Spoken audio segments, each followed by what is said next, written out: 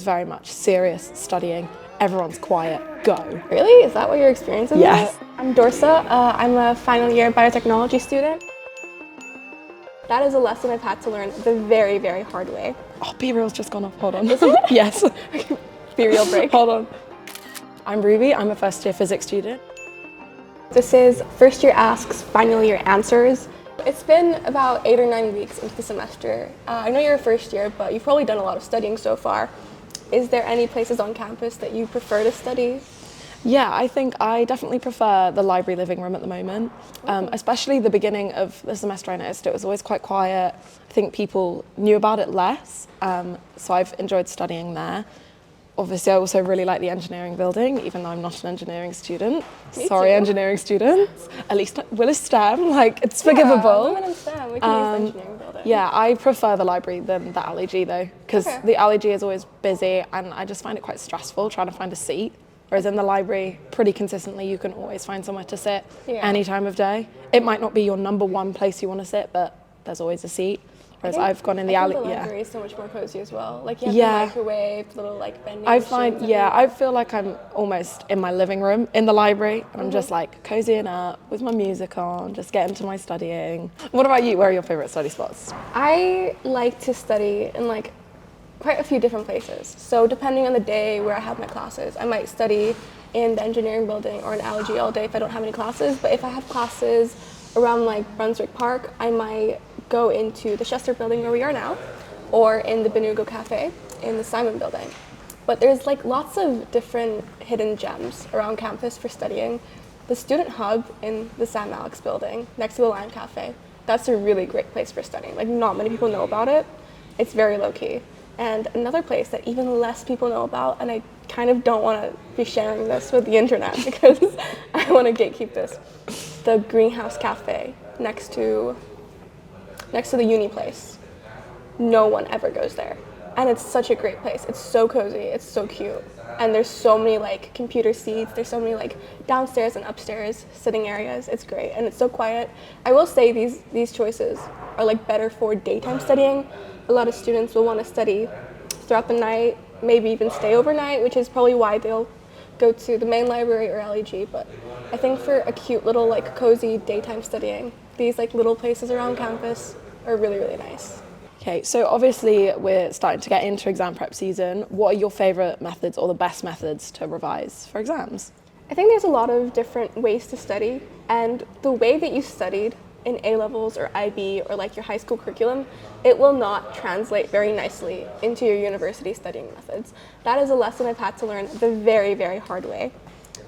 In like IB, I would just take notes of everything like twice and just read my notes, but that doesn't work anymore because I have to like actually apply information in like different ways, recall knowledge more like deeply. So a lot of people like to use like flashcards to test their knowledge.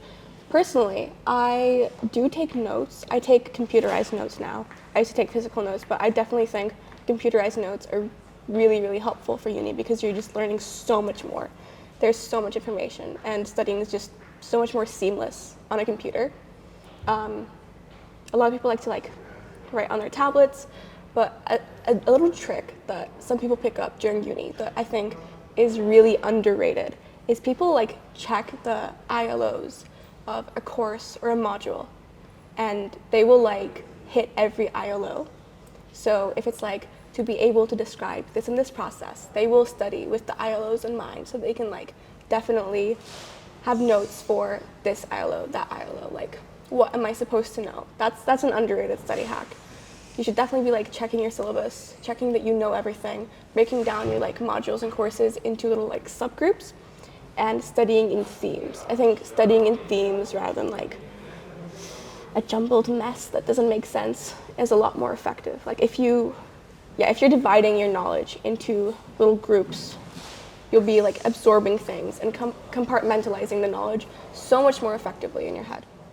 Nice, yeah. At the moment, my study method is I'm trying to take my big, long computer notes from all my lectures and trying to make one page of notes for each lecture because it's so much easier to read like say 12 or 15 pages than 50, which is currently what we're working with. So yeah, just trying to condense it down and then it's easier if you've just got all the key information on one page to then study that. So yeah, that's what I'm doing at the moment. That sounds like a very good place to start. Yeah. That is definitely like what should form like the backbone of your studying, I think. But it differs for everybody. Yes. So what I like to do for studying doesn't necessarily mean that it will work for anybody else. Yes. There's this like 2 words in uni that I think get thrown around and people don't really understand how like important they are, and it's extra reading or further reading. I think it's really important to do extra reading and further reading when you're studying. It should really like develop your knowledge and like add on to what you know.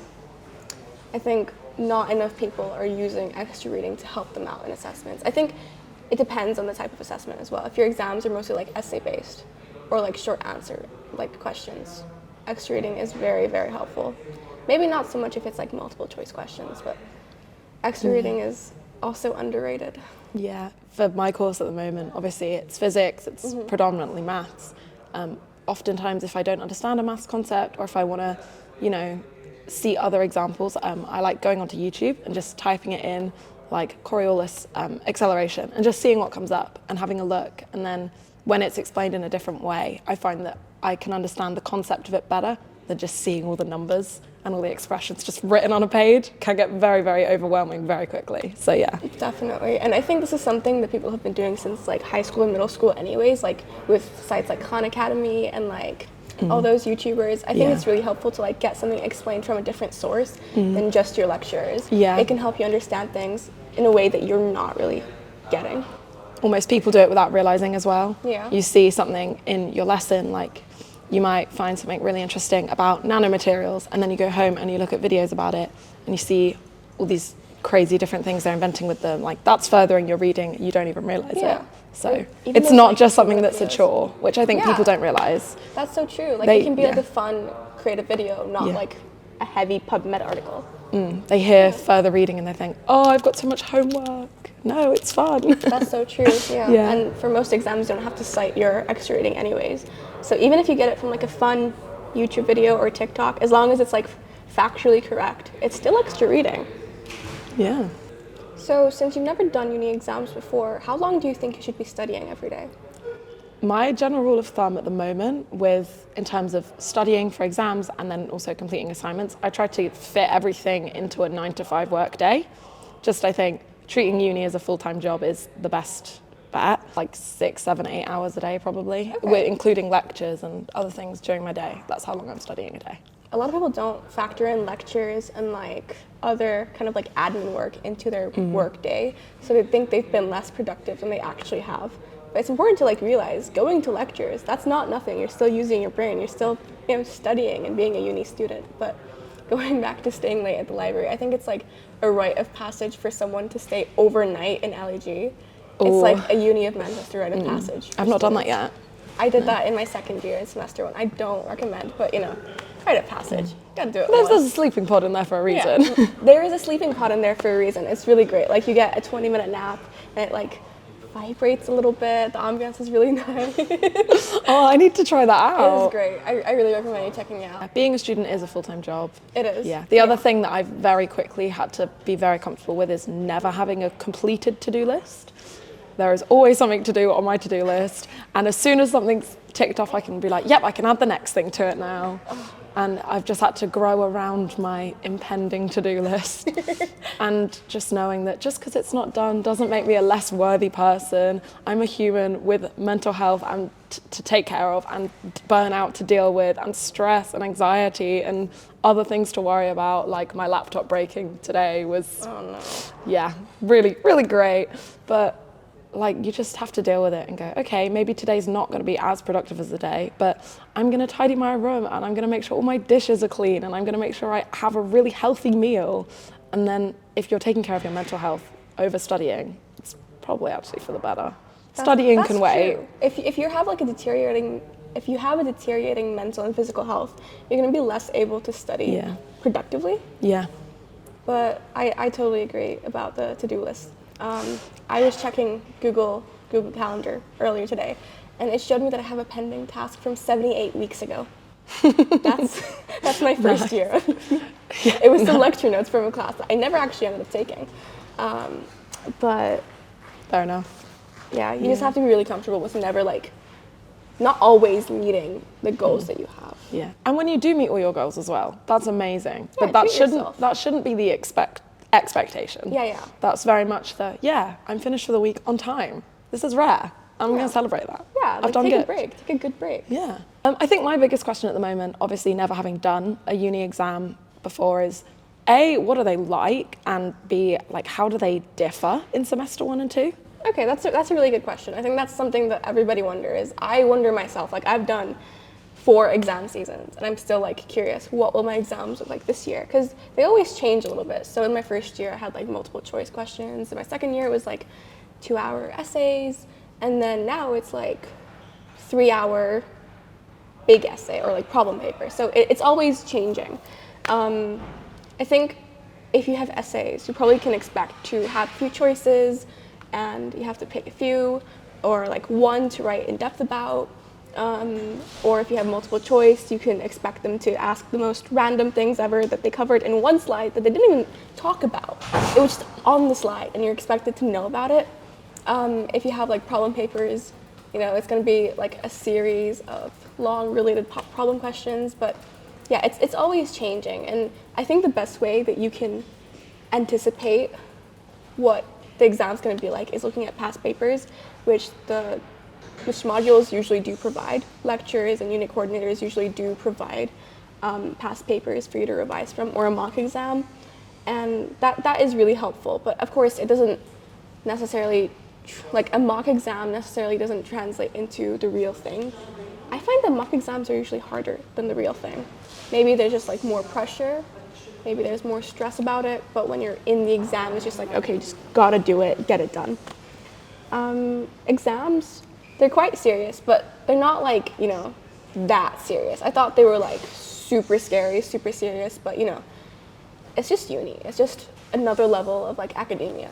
We've done exams before for like 5-6 years, if not more, in school. So it's kind of just like that. Yeah. In terms of speaking to someone about access arrangements, who should be the first person I should go to for that?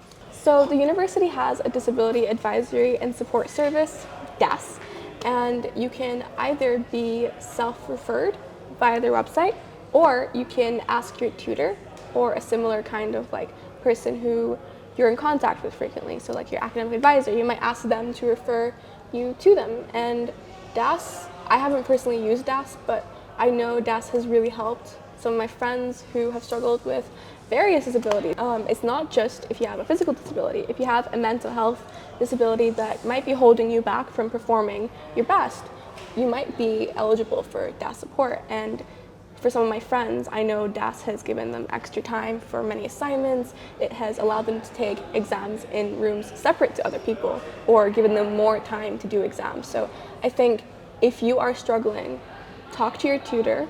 If you don't want to refer yourself, talk to your tutor and ask them, do you think maybe I could benefit from DAS support? Yeah, it sounds like a lot of people are like maybe missing out on the support that they deserve to have. So yeah. Definitely. I think if you are struggling in any way, get into contact with DAS, get into contact with your tutor, and sort out some support for yourself. Thank you so much for answering all the questions that I had. Thank you for asking them. It's been very useful. If anyone watching has any other questions, you can leave them in a comment and maybe we'll make a follow-up video before exams start in semester 2. It's really important to get in touch with third years, second years who have been in your position and ask their advice for something that you're struggling with. Yeah. Subscribe. Come to Uni of Manchester. That was horrible. I was rolling down the river. Who? I'm an owl. Are you crying? Yes. Stop making me laugh. It depends on your course and it depends on your personality as a person, whether you like really organized, structured things or more of like a chaotic Gremlin. No, what's the You're a gremlin. But it really depends on what you like as a person, whether you prefer like a structured, very organized study schedule and method, or a disorganized gremlin.